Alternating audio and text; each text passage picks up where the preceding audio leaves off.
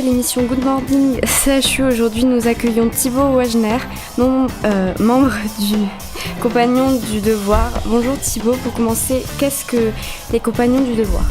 Bonjour, les Compagnons du Devoir, c'est une association de la loi 1901 qui regroupe des jeunes hommes et des jeunes femmes de métier, 31 métiers au total. On leur donne la chance de pouvoir s'épanouir dans et par ce métier à travers le voyage, un voyage que l'on appelle le Tour de France, et aujourd'hui on va même être un peu plus large avec le Tour du monde. Qu'est-ce que ça vous a appris et qu'est-ce que ça pourrait apprendre du coup aux autres ?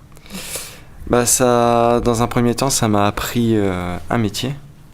J'ai appris un métier. Aujourd'hui, je suis compagnon jardinier paysagiste.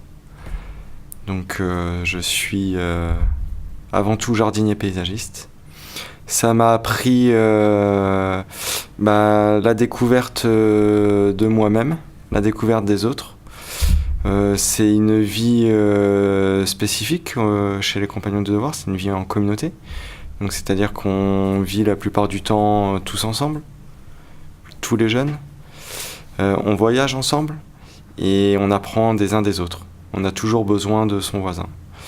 Et grâce à ça, en fait, on se forge soi-même une propre identité et on apprend à rentrer dans ce grand monde vaste qui nous attend. Vous allez devenir le prochain prévôt après Quentin Tristan. Qu'est-ce que c'est ? Alors, quel est le rôle Quentin Tristan est parti. Ah, déjà. Quentin Tristan est parti. Aujourd'hui, je suis le prévôt de la Maison des Compagnons du Devoir de la ville de Bordeaux. Qu'est-ce que ça m'apporte ? C'était ça la question ? Non, quel est le rôle de prévôt ? Quel est le rôle de prévôt ? Le rôle de prévôt, c'est responsable. C'est responsable d'un centre de formation. En fait, une maison de compagnons, c'est un centre de formation. Et il y a un responsable. Donc c'est mon rôle. Ce centre de formation qui regroupe sur Bordeaux une quinzaine de métiers. Et 4 CFA. Donc des CFA, c'est pour des plus jeunes qui ont entre 15 et 19 ans. Et on appelle ça l'apprentissage. Et qui sont dans l'apprentissage d'un métier pour, dans le futur, on l'espère, qu'ils puissent rentrer sur le Tour de France et un jour devenir compagnons du devoir. Qu'est-ce qu'un chef-d'œuvre ? Un chef-d'œuvre. Un chef-d'œuvre, ça porte bien son nom. C'est une sacrée expérience. C'est une pièce que l'on réalise à la fin de son Tour de France. Un Tour de France qui dure en moyenne 7 ans, 6, 7, 8 ans. Et à la fin de ce Tour de France, en fait, on fait une pièce. Une pièce qui va montrer tout ce qu'on a pu acquérir comme savoir-faire, professionnellement parlant, et aussi en savoir-être. On va se surpasser professionnellement, mais aussi humainement, car ça va être de la remise en question, du questionnement perpétuel pendant tout le temps de réalisation. Donc ça peut être juste quelques semaines comme quelques mois. Et à la suite de la réalisation, il y a des anciens, donc des compagnons sédentaires, qui viennent voir cette pièce, qui la corrigent et qui jugent en fonction de la qualité du travail, de comment il a été réalisé, dans quelles conditions il a été réalisé, si on est compagnon du devoir ou pas. Depuis quand ça existe, le compagnon du devoir ? C'est une bonne question. Les compagnons du devoir, ça existe depuis longtemps. On pourrait remonter au temps des cathédrales, des Templiers. Après, sous la forme sous laquelle je vis le compagnonnage aujourd'hui, c'est depuis la Seconde Guerre mondiale. L'association est née à la Seconde Guerre mondiale. Le compagnonnage est bien plus ancien.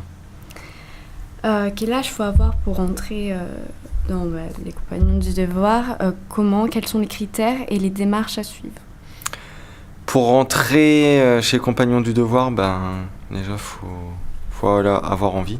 C'est pas nous qui venons chercher les jeunes, c'est eux qui poussent la porte d'une maison. On peut rentrer à partir de 15 ans en apprentissage, où on va découvrir les métiers. Et ensuite, le Tour de France à l'âge de 20 ans. On peut y rentrer aussi sans être passé par l'apprentissage, mais il faut avoir un diplôme en poche. Et on part sur les routes de France et du monde à la découverte des métiers, des gens, l'aventure. Intéressant. Quelles sont vos valeurs, les valeurs des compagnons? Les valeurs, c'est des valeurs que j'espère tous partageons plus ou moins. Même si on n'en a pas conscience, mais ça va être des valeurs de partage, des valeurs de transmission. C'est le fait de dire qu'on cherche tous le bonheur quelque part. Le principal, c'est d'être heureux. C'est pas toujours facile, mais en fait, c'est ce qu'on souhaite.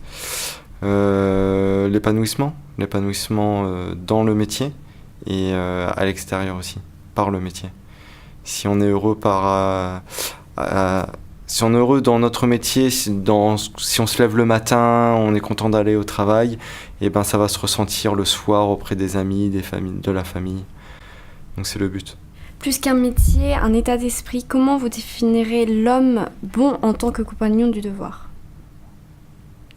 La remise en question tout le temps et l'application des valeurs en quoi on adhère. Quels sont vos devoirs en tant que compagnon du devoir, du coup, par rapport au nom? Mon devoir? Oui. C'est jusqu'à la fin de ma vie sur Terre. C'est de mettre en application tout ce en quoi je crois et de le faire du mieux possible. Et de le transmettre. Ça passe par la transmission. Par la transmission, le partage, ce que l'on fait en ce moment même. C'est peut-être pas grand-chose, mais ça en fait partie. Le partage d'une passion, le partage de valeurs en quoi je crois et que j'essaie de transmettre le mieux possible et de dire à plus de monde qui veulent l'entendre. Donc, vous êtes jardinier paysagiste. Vous avez fait votre voyage. Est-ce que vous êtes passé par un pays étranger? Oui. Lequel? Alors, je suis passé par plusieurs pays. Je suis passé par l'Italie, Singapour et l'Australie. Ah oui, donc c'est vaste. Ouais. Est-ce que vous pourriez nous citer une des rencontres les plus enrichissantes que vous avez fait dans vos différents voyages? En Australie. En Australie, où j'ai travaillé avec un homme pendant 7 mois, que j'ai rencontré dans la rue, et qui m'a pris sous son aile, et m'a fait découvrir le pays. Tout en travaillant, en étant rémunéré, et puis donc de la bienveillance. Et comme je disais, il n'y a pas besoin d'être chez les compagnons pour faire du compagnonnage. Donc on suppose que la transmission intergénérationnelle est importante, puisqu'il y a une véritable, on le ressent, il y a une véritable importance de la transmission de ceux qui savent à ceux qui découvrent. Exactement. En tant que paysagiste, souvent quand on pense à paysagiste, on pense à une notion d'esthétique, mais vous devez aussi avoir un minimum de connaissances en botanique. Ah bah oui, c'est la base du métier. Parce que nous, ce qu'on voit au final, c'est le résultat esthétique, mais il y a une vraie connaissance derrière. Oui. Pour que tout soit crédible dans nos travaux, il faut bien entendu avoir une connaissance botanique. On ne peut pas faire un ouvrage maçonnier, par exemple un escalier, si on ne le met pas en valeur par les plantes. Donc on va peut-être avoir un savoir-faire assez extraordinaire, mais la base du métier, ça reste les plantes. Et dans quel contexte vous intervenez professionnellement? Tous les contextes qui peuvent s'offrir à nous et dans lesquels on souhaite travailler. On peut aujourd'hui travailler pour du public, faire du BTP pour des immeubles tels que des grands groupes de construction. On peut travailler pour des particuliers dans des petits jardins, faire de l'entretien tout simplement, de la création, et travailler dans des parcs de châteaux. On peut aussi travailler dans des parcs de châteaux. Tout ce qui touche à l'environnement, à la construction, jardinier, paysagiste, aujourd'hui c'est un métier vaste et on peut aussi construire. Et et vous savez à quand remonte un peu l'historique du métier de paysagiste? Quand est-ce qu'on situe les premières... je sais pas quand est-ce qu'on peut situer le métier de jardinier paysagiste. Après, travailler les éléments dans l'environnement propre, c'est depuis tout le temps, depuis que l'homme est homme. Il a toujours essayé de cultiver pour avoir une ressource nourricière. Donc c'est encore ce que l'on fait aujourd'hui. Le métier de jardinier paysagiste à travers la culture maraîchère, les potagers, on est sur les traces. Donc je ne saurais pas le dater exactement, mais je pense que c'est depuis que l'homme est homme.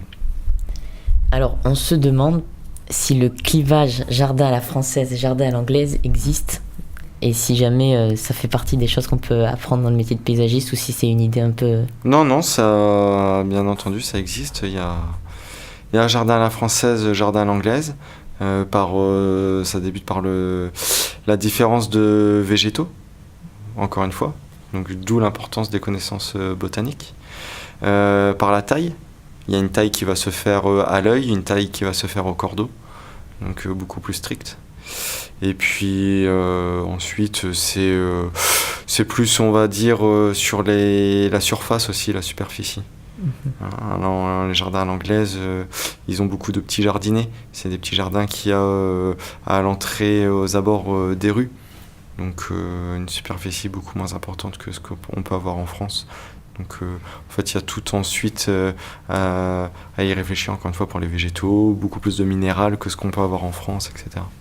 Je voulais vous demander, quel est votre chef-d'œuvre ? Alors, mon chef-d'œuvre, je l'ai fait à la Fondation Coubertin. Fondation Coubertin, qui est, je le conseille à tout le monde, ouverte au public une fois dans l'année. Alors, j'ai pas les dates en tête, mais qui est un domaine assez exceptionnel, où les compagnons, une trentaine de compagnons, ont la chance d'y aller chaque année. Moi, j'ai fait mon travail de réception là-bas. J'ai réaménagé et aménagé un talus en y construisant un escalier. Dessus, c'est un escalier qui a une vingtaine de marches, qui fait 120, donc 1,20 m de longueur. C'était un gros travail avec des marches qui sont gravées. Et ensuite, toute la plantation pour mettre en valeur cet ouvrage. Une présence à vos côtés, de belles histoires à partager. Quel âge as-tu ? Je suis en terminale, 17 ans. 17 ans ? Terminale quoi ? Mais je suis un peu en cours de décrochage scolaire. Pour ça, après, si t'as alternative. Donc, si t'as envie d'apprendre un métier. C'est pour ça j'ai fait tiens. Il y a couvreur, métier de bouche, boulanger, pâtissier, charpentier. 31, c'est vaste, hein, ça fait... Tu tapes compagnon de devoir et t'auras compagnon de devoir Bordeaux. Et t'hésites pas à frapper à la porte. Mais, ma foi. Tu seras accueilli et puis... Ne serait-ce que par curiosité. Par curiosité, pour découvrir exactement ce que c'est, dans quelles conditions je travaille, quelles conditions vivent les jeunes itinérants au sein d'une maison. Et puis même échanger avec eux. Parce que je vous dis des choses, mais après, moi, c'est ce que j'ai vécu. Eux, ils les vivent différemment. Oui, ça a l'air d'être relativement personnel comme expérience. C'est personnel et ça ne l'est pas non plus parce que c'est personnel. Après, chacun a son propre voyage, on découvre des choses différentes les uns des autres, mais on le partage aussi. Oui. Tous, quand on se retrouve, on raconte nos péripéties qu'on a pu vivre. Vous avez commencé à quel âge ? J'ai commencé à 20 ans. Parce que j'ai pas fait d'apprentissage, comme j'expliquais, il y a un apprentissage à faire. Moi, j'ai fait un bac aussi général, j'ai fait un BTS, et ensuite avec un diplôme en poche, diplôme du métier, je suis entré chez Compagnons du Devoir. Et comment vous avez trouvé les Compagnons du Devoir ? Qu'est-ce qui vous en a donné envie ? C'est ma mère qui m'en avait parlé quelques années avant que je pousse une porte. Et après mon BTS, je voulais pas forcément rentrer sur le chantier dans une entreprise pour me faire exploiter ou autre. Je voulais avoir plus d'armes entre les mains et plus de connaissances. Vous vous sentez plus libre ? Ouais, mais ça m'a apporté énormément. On est des hommes libres, compagnons de devoir, on est des hommes libres. Et donc j'ai poussé les portes et puis j'ai essayé, j'y suis resté. Et vous vous sentez accompli aujourd'hui ? Oui, et bon, il y a encore du travail. Pas totalement. Vous êtes devenu prévôt, vous êtes... Oh. On voit on voit le résultat du travail. On voit que le travail paye. On n'arrive pas prévôt, on n'arrive pas compagnon, on n'arrive pas itinérant, juste en claquant des doigts. Il faut y travailler, il y a de la chance faut la provoquer. Mais c'est du travail, mais c'est comme en général.